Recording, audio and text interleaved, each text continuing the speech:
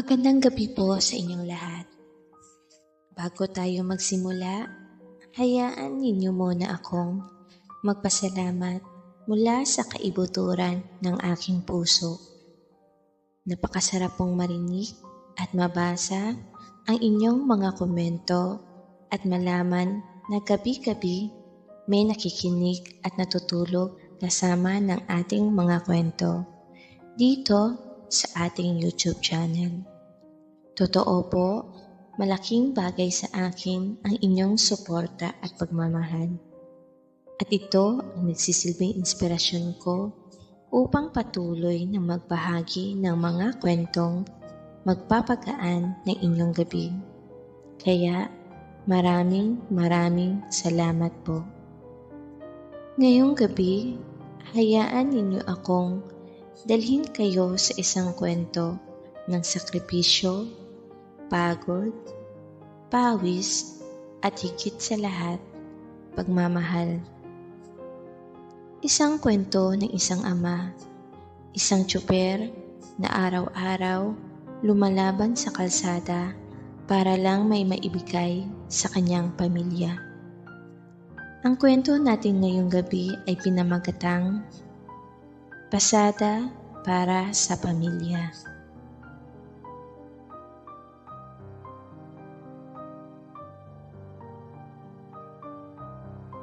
Tahimik pa ang paligid nang bumangon si tatay mula sa kanyang banig.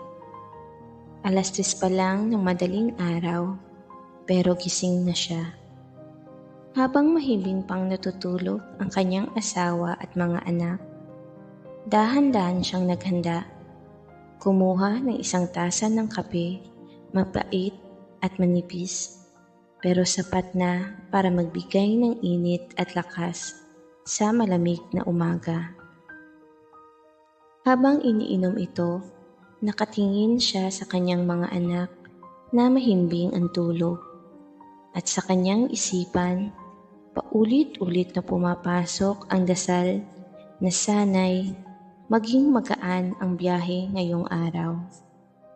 Paglabas ng bahay, sinalubong siya ng katahimikan ng kalsada. Madilim pa at tanging ilaw ng mga poste ang nagbibigay liwanag. Nilapitan niya ang kanyang jeep. Luma na ito. May mga kalawang na sa gilid at may basag na salamin, pero ito ang kanilang sandigan. Hinaplos niya ang manibela na parabang matagal nang kasama sa lahat ng laban, at dahan-dahang sinindihan ang makina. Kaya natin to, bulong niya. Parabang kinakausap ang kanyang jeep.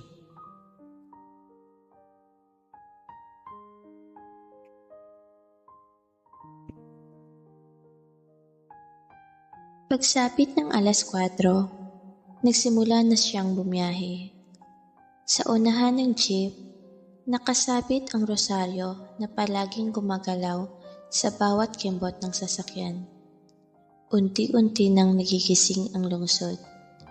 May ilang magtataho na naglalakad, may nagwawalis ng kalsada, at may ilang manggagawa na nagmamadali upang hindi mahuli sa trabaho. Isa-isa niyang pinara ang mga pasahero, estudyante, tindera, guro, at mga empleyado. Bawat 10 piso, bawat bayad ng pamasahe ay iniipon niya sa maliit na kahon, at iniisip kung gaano karaming bigas at ulam ang mabibili nito. Pagsapit ng tanghali, ramdam niya ang init ng araw na parang apoy na dumidikit sa kanyang balat. Pawis na pawis siya habang hinawakan ang manibela. Nakikipag-agawan ng sakay sa kapwa driver at nakikisama sa ingay at usok ng kalsada. Minsan, siksikan ang pasahero at mahaba ang pila. Minsan naman ay halos walang sakay. Pero hindi siya sumusuko, sapagkat alam niya na kung magpapaubaya siya, magiging mas magaan ang kanyang biyahe.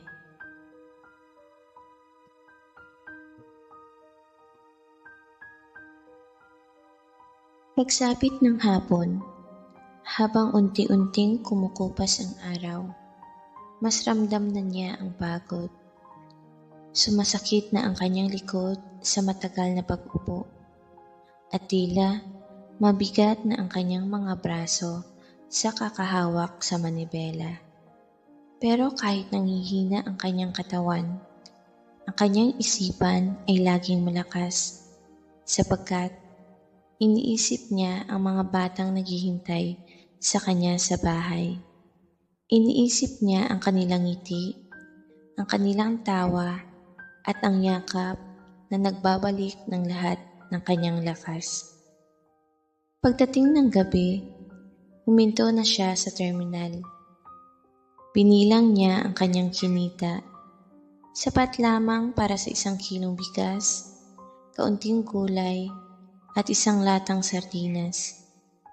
Hindi kalakihan, pero sapat na para mapuno ang kanilang hapag.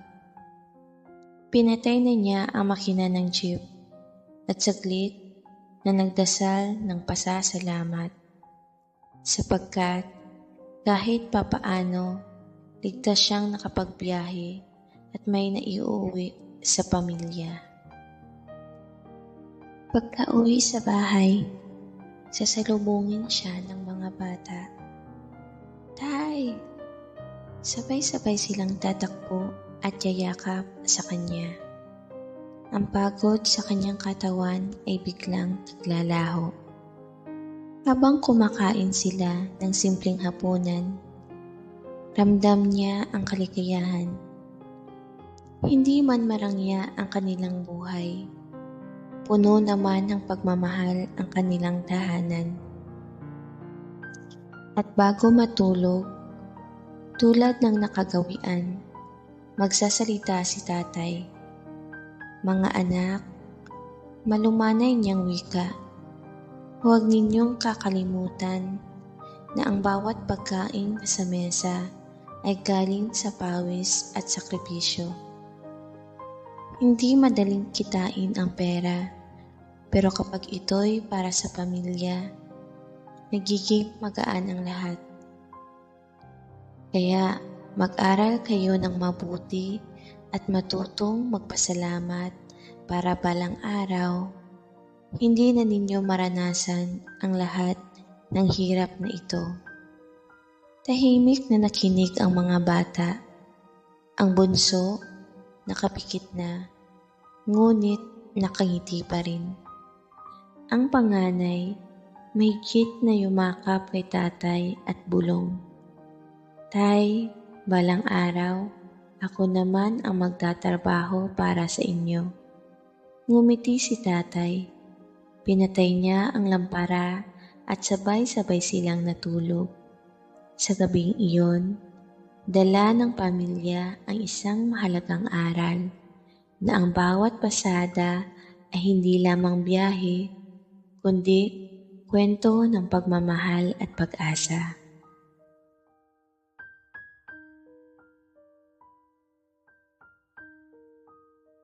Maraming salamat po sa pakikinig sa ating kwento ngayong gabi. Tunay pong nakakaluwag ng pakiramdam na malaman na hanggang sa huling bahagi ng ating munting paglalakbay ay kasama ko pa rin kayo.